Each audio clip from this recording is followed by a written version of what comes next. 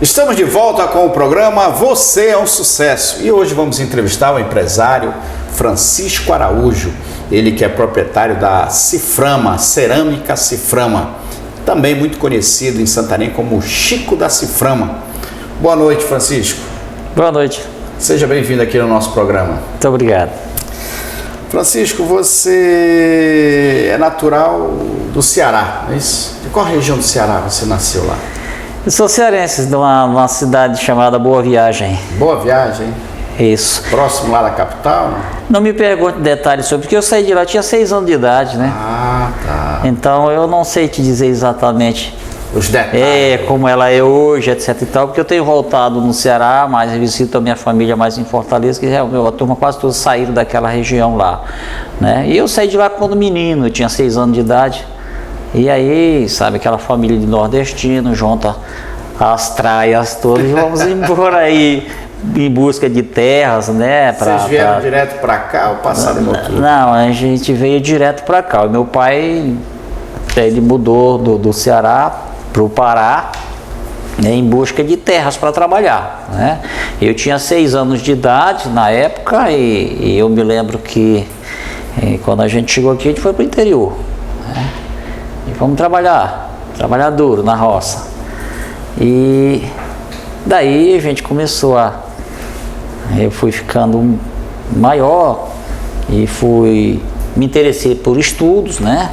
Era difícil, muito difícil no interior, a professora ficar lecionar até a 4ª série, essas coisas assim, mas com o tempo eu tive a sorte de poder vir estudar na cidade. E aí a gente continuou, fiquei pela cidade, a gente continuou a estudar e adquiri algumas profissões, né? E fui trabalhar. Aprendeu. Aí deixei a vida do campo e passei a trabalhar na cidade. Aqui Santarém já pegou todos os costumes, come farinha, peixe, Acari assado. Já virou o mocorongo aqui. Na hora, tranquilo, graças a Deus. E você, o que mais te atrai aqui na nossa cidade? O que mais que você gosta?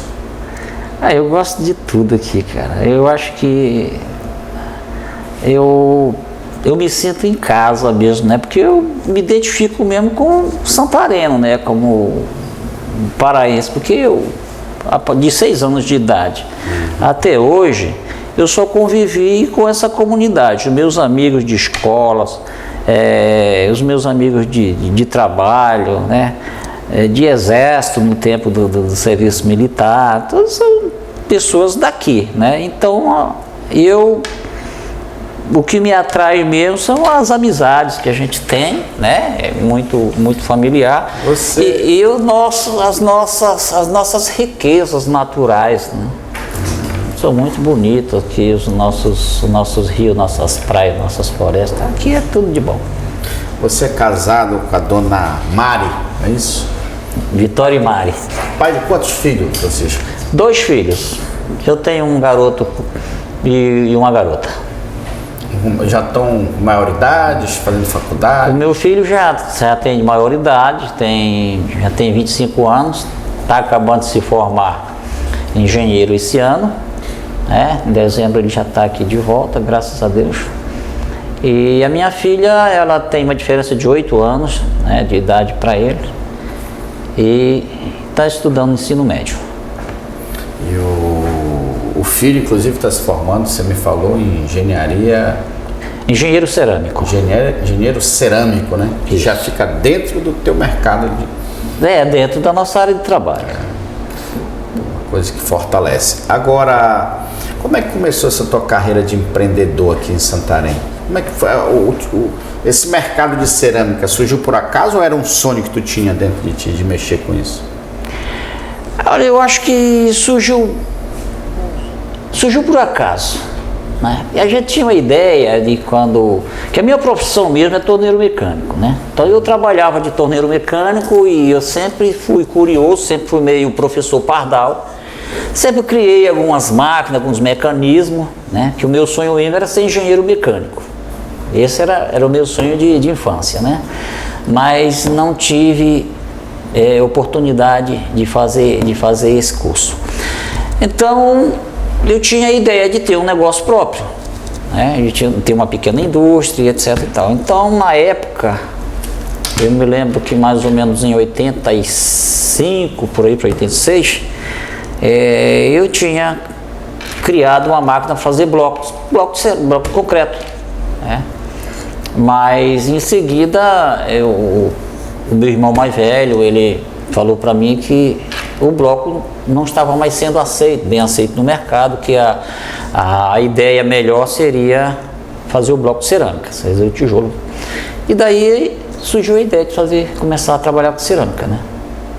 Daí eu fabriquei a primeira máquina e começamos a trabalhar fazendo. Você mesmo fabricou? Sim, eu mesmo fabriquei a primeira máquina para fazer tijolo. Para fazer tijolo aqui em Santarém. Isso que ano, mais ou menos? Foi mais ou menos em 86. E essa carreira de empreendedor, começou com o que antes? Vendendo um picolé, alguma coisa informal, ou foi com a cerâmica mesmo que começou a carreira? Na infância eu fiz de tudo, né? Graças a Deus não menos roubar, né? Mas trabalhar de tudo eu fiz um pouco, né? Vender jornal, engraxar sapato, sempre vender com atividade empreendedora. Sim, sempre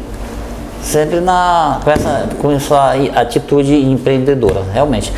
E daí a gente foi ficando maior, foi amadurecendo, né, digamos assim, a ideia, criando mais coragem de fazer algo novo, e daí a gente começou a fazer alguma coisa, né? Com um pouco de dinheiro que tinha, a gente começou a fazer os primeiros blocos que nem eu te falei, né? E começamos a trabalhar no mercado. Qual é a diferença, essa coisa do bloco de concreto e do cerâmico? O bloco, até onde eu já pude estudar, é todo aquele elemento de alvenaria que possui furos.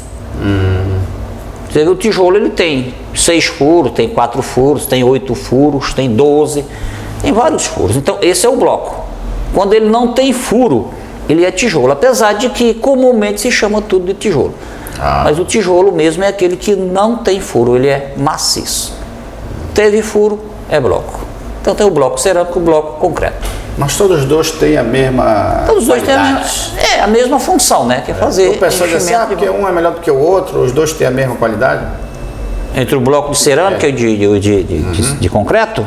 Não, há diferença sim. A diferença. A diferença. O bloco cerâmico é mais resistente à construção? Não, a ANICEC, a Associação Nacional da Indústria de Cerâmica, encomendou para uma empresa de consultoria canadense um estudo aprofundado sobre a diferença entre os dois materiais. E eu não tenho dados técnicos para te informar agora com precisão, mas a conclusão é que o bloco cerâmico ficou uma vantagem bem maior do que o bloco de concreto, em todos os sentidos. Agora, e sobre a telha? Quais são as diferenças das telhas? A telha cerâmica, né? Ela absorve mais o calor do que as outras telhas? Termicamente, ela esfria mais o ambiente. Esfria mais o ambiente. Sim. Porque a argila em si, ela já, por exemplo, um pote.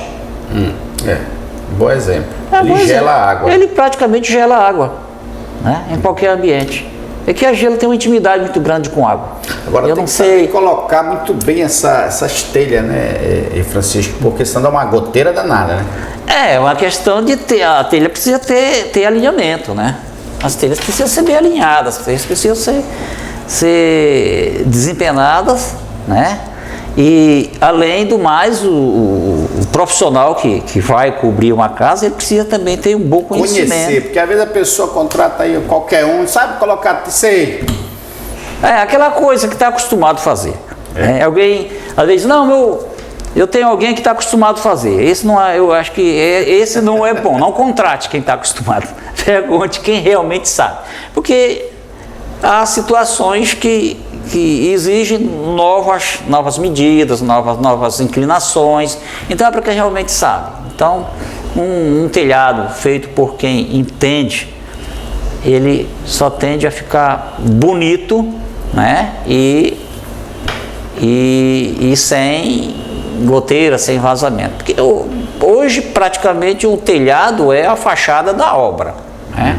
Uma obra com um telhado bonito, ela se destaca, ela até valoriza-se mais comercialmente, né?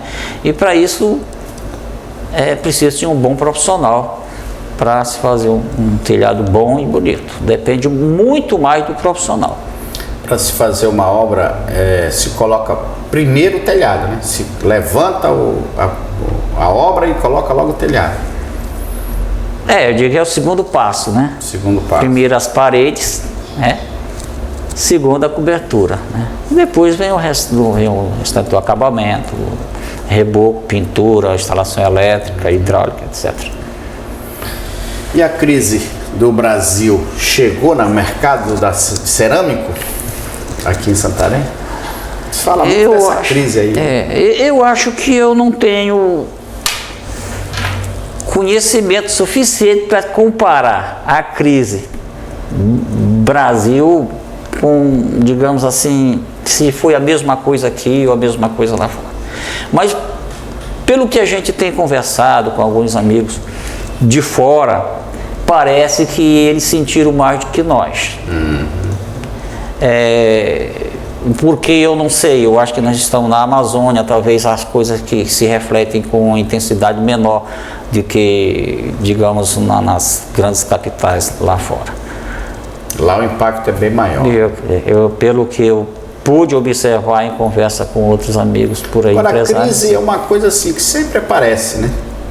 Uma coisa que a gente tem que saber conviver. Vem, ela vai, ela vem.